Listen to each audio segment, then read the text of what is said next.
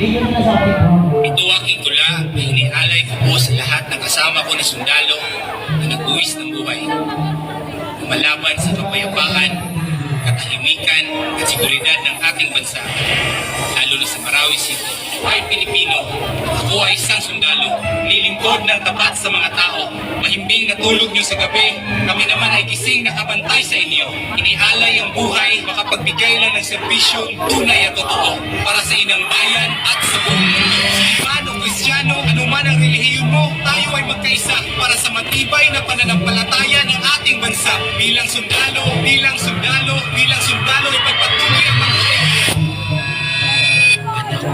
Babalik na si Papa sa Marawi. Namiss kita. Papa. Sinira na bakit ay mga residente sa ating kayaman.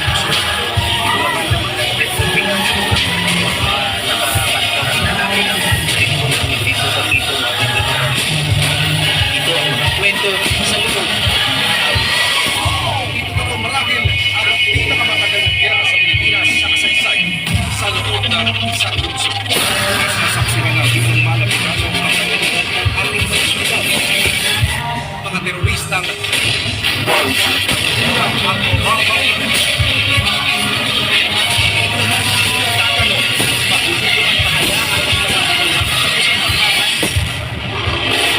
Itigil na ang ilaw.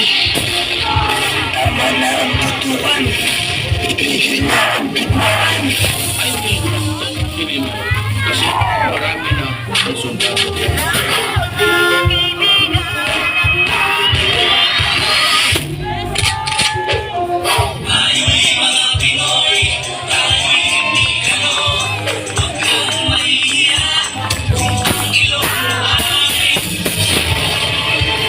Kung may isang bagay na napatunayan ang giyera sa Marawi, ito ay ang pagtutulungan ano pa man ang meron.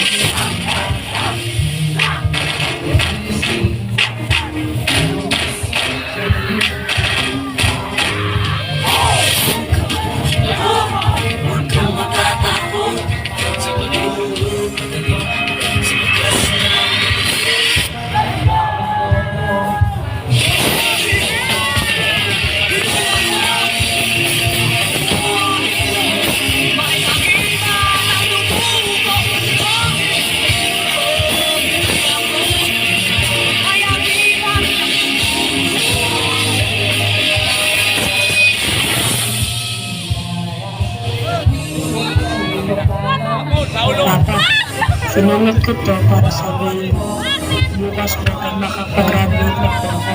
Kaya po ang magsabit ng medalya ko, ha. Hihintayin ko po kayo. Nagmamahal, anak.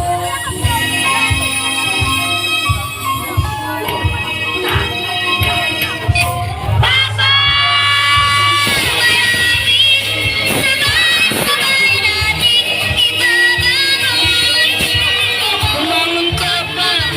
Sabi mo maglalaro pa tayo. Sabi mo uuwi ka.